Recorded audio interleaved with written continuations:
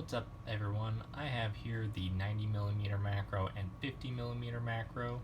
I've tested them out for about 3 days now and want to give you my impressions of them for shooting on an APS-C a6300 body. So to jump into it, the 90mm macro is an f2.8 full frame lens. It has a lens hood that comes with it. We remove that. It has some benefits of having optical steady shot while the 50 does not. They both have a range limiter and focus hold button, but what is really nice is on the 90 you can push this ring back and now you're in manual focus and it focuses so nice. The ring is kind of stiff, so you can really dial in on small objects like bugs or quarters or really anything that you're trying to get a shot of. It's really silent and quick to focus. I've had no issues of missing a shot, especially with the EVF in the alpha line of bodies. The 50mm macro lens is also a 2.8. It's a full frame lens. It has autofocus and manual focus toggle on the side with range limiter and focus hold button. The ring is not too bad. It's a little bit looser. It's more along the lines like your standard portrait 50mm f1.8 lens. It's a little bit slower to focus depending upon how close you are to the subject. So if we're looking at pros and cons of both of these lenses, to start off with, the 90 is a dedicated macro. They really thought out a lot of the functionalities of the lens. The push-pull focus ring is really nice. I can't say enough good things about it. It has the perfect tension on it. It is focused by wire, but it just does an amazing job with focusing. Focus limiter on there is really nice. Getting shots of bugs, it's really fast and smooth.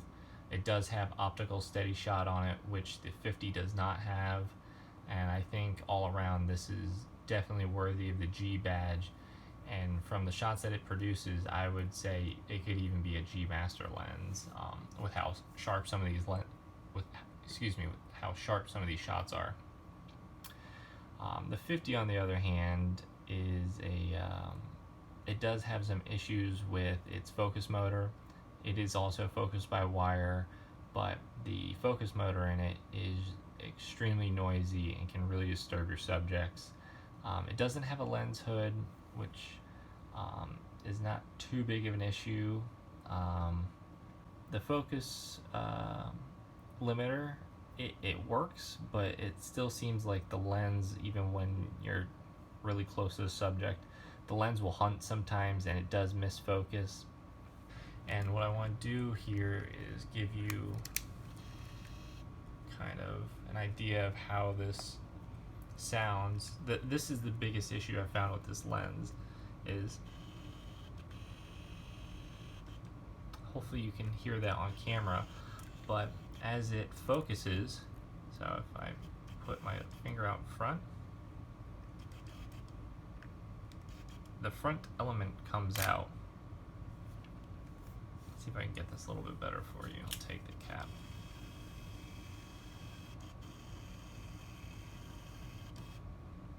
And so you can see the front element as it comes in and out. It makes quite a bit of noise, and I've had this disturb some of the subjects I was trying to photograph. I've had some issues where when I was out photographing dragonflies, it ended up scaring them away. Also, when I tried doing some portraits with this, it's kind of loud and annoying if you're in a kind of a quiet setting. And you're just trying to get some street photography shots with it. It kind of hinders it as a dual-purpose lens. The 90 on the other hand has no issues with grabbing focus faster. It doesn't extend outside of the body, and it's extremely quiet. And I've gotten some great portrait shots with it. It really does a great job even on the APS-C line of body. If you're really looking at these two lenses, the 50 is nice because it is lightweight and it is about half the price. If you use camel.com, I have no affiliations with them. I use it to track price fluctuations on Amazon. You'll notice that this lens has gone as cheap as $350, so it is a really cheap alternative to getting into macro. I've set this up so you can see how well it focuses. I have it set to full with steady shot on, single point, focuses right away very quickly. We'll focus on the background and switch it to close range. Helps if I actually get it on target.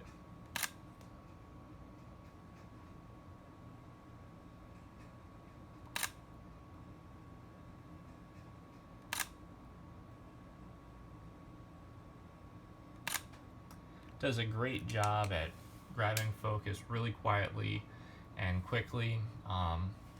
Like I said, it does come with a lens hood. So with this one,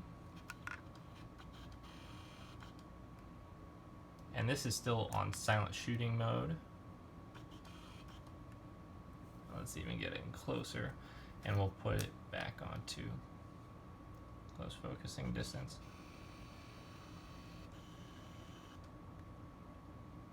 That didn't even grab all the way.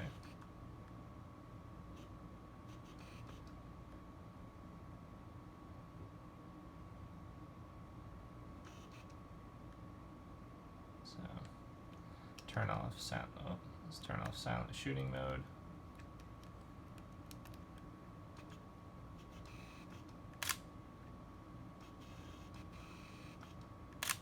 And sometimes it'll have a real difficult time focusing. Let's see, maybe I just gotta get a little closer to show.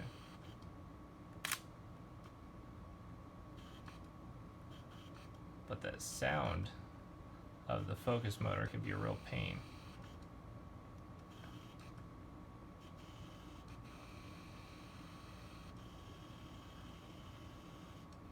And you see, it couldn't even grab focus there. And this has kind of been my main complaint with this lens is, even though I'm not closer than its minimum focusing distance, it still has an issue, and I'm on midpoint focus. And the lens really just struggles sometimes capturing a focus point, and it's just really noisy and it can really disturb your subject sometimes. And just for portraits, it's kind of too slow.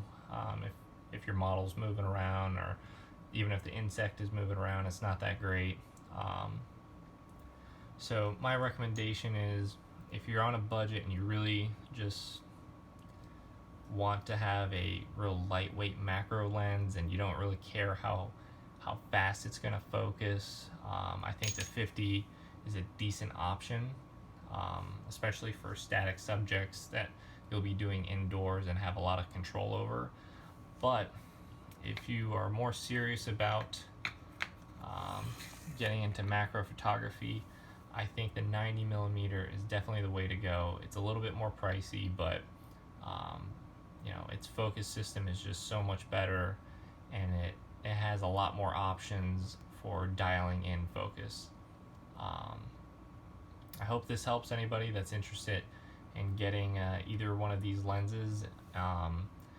You know, for APS-C, it worked phenomenal. I had no issues with it, especially on the a6300. It was really good. The 90 was a little bit heavy, so it's not going to be too easy to use one-handed, but if you're doing macro, I don't suspect that you are going to be doing it one-handed. Hope this helps. Have a good one.